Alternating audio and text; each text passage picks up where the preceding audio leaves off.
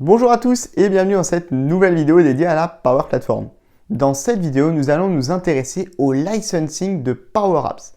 En effet, le licensing est souvent un sujet majeur dans les discussions et dans vos projets Power Platform et il m'a semblé intéressant de revenir avec vous sur le licensing et toutes les possibilités de licensing qui existent sur Power Apps afin de le décrypter ensemble et de trouver celui qui correspond le mieux à vos besoins.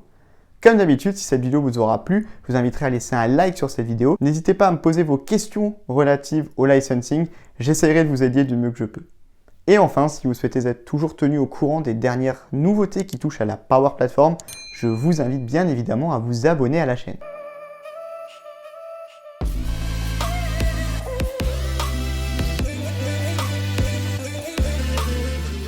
Au sommaire de cette vidéo dédiée au licensing Power Apps, je vous propose tout d'abord de revenir sur qu'est-ce que Power Apps très rapidement, puis de parcourir les différents niveaux de licensing.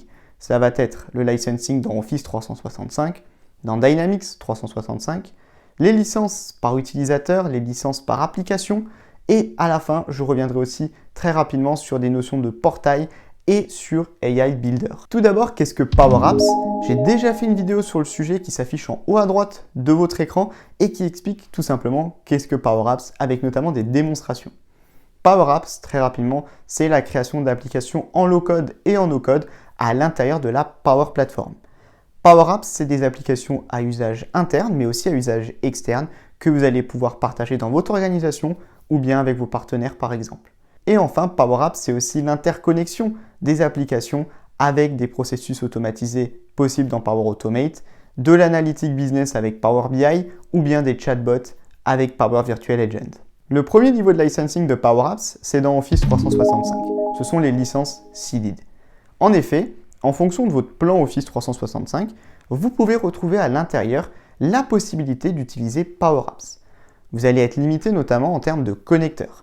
Vous aurez accès uniquement aux connecteurs standards. Vous allez aussi avoir accès à Dataverse for Teams. Dataverse for Teams, j'ai aussi déjà fait une vidéo sur le sujet qui s'affiche encore une fois en haut à droite de votre écran. À l'intérieur de Dataverse for Teams, vous allez pouvoir créer des applications dans le contexte de Microsoft Teams. Ces applications, vous pourrez ensuite éventuellement les exporter vers des modules payants de Power Apps. Et enfin, avec les licences seeded, vous pouvez créer un nombre illimité d'applications Canvas Apps à l'intérieur de votre tenante et dans vos environnements Office 365. En ce qui concerne Dynamics 365, à l'intérieur des certains licensing de Dynamics 365, vous pouvez aussi utiliser Power Apps. C'est très intéressant parce qu'en plus de ça, vous allez pouvoir avoir accès aux connecteurs standards, mais aussi aux connecteurs premium. Et cela uniquement dans le contexte de Dynamics 365. Si vous avez votre application Dynamics 365 Sales par exemple qui est déployée en prod, vous allez pouvoir connecter une Power Apps dans cet environnement Dynamics 365 de production et pouvoir étendre vos usages de Dynamics 365 avec Power Apps directement grâce à votre licensing Dynamics 365. Enfin, passons au modèle de licensing dédié à Power Apps. Le plus connu, c'est le modèle par utilisateur, aussi appelé per user. Ce modèle, il va vous permettre premièrement d'avoir accès à Dataverse, ce back-end en mode SaaS à l'intérieur de la Power Platform qui va vous permettre de structurer vos données, d'y ajouter des règles métiers, de créer des modèles de sécurité, d'importer de la donnée et j'en passe. En plus de cela, avec le modèle par utilisateur, vous avez accès à tous les connecteurs bien évidemment. Et l'une des grosses forces de ce niveau de licensing, c'est de vous permettre de créer un nombre illimité d'applications par utilisateur. Vos utilisateurs pourront donc créer autant d'applications qu'ils le souhaitent. Le deuxième niveau de licensing dédié à Power Apps, c'est le licensing par application, aussi appelé Per App. Il donne lui aussi accès à Dataverse et à l'ensemble des connecteurs. La différence, c'est que ce niveau de licensing donne accès à 2 applications et à un portail pour un utilisateur. Concernant ce niveau de licensing, je vous invite bien évidemment à consulter toute la documentation, notamment dans la gestion des passes qui vont vous permettre d'allouer du coup l'accès à certaines applications à vos utilisateurs au niveau des différents environnements. Je vous conseille encore une fois de bien relire ça pour pouvoir en avoir une maîtrise totale.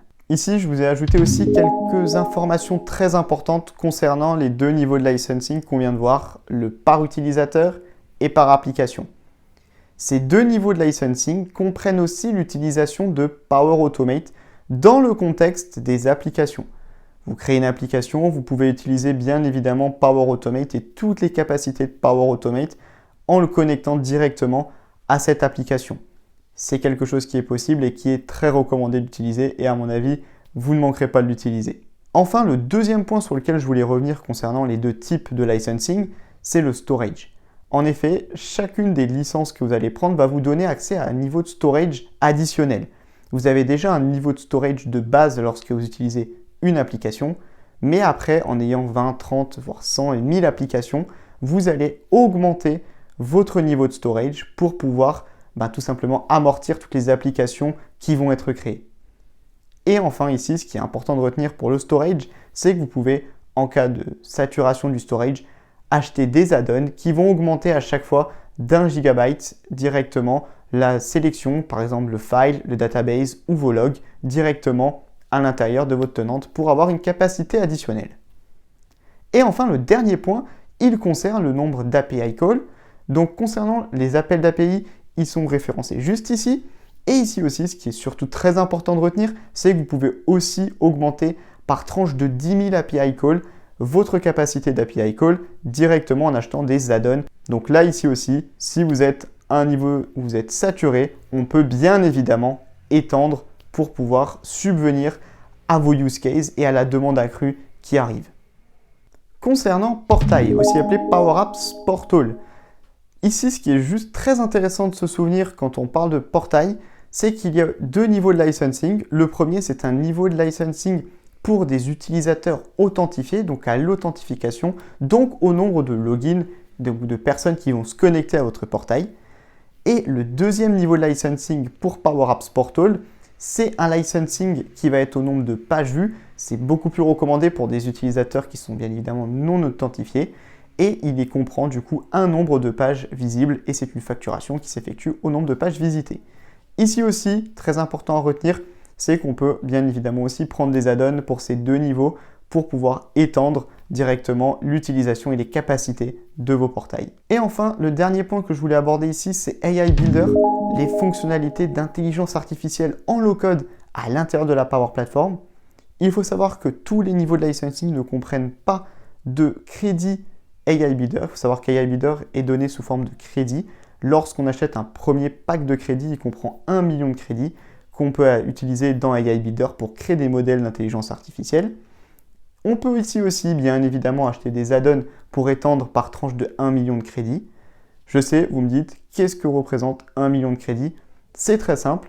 Pour cela, je vous redirige directement en description de cette vidéo où je vous ai mis une calculatrice et cette calculatrice va vous permettre de calculer en fonction de vos use cases le nombre de crédits nécessaires qu'il vous faudrait pour AI Builder.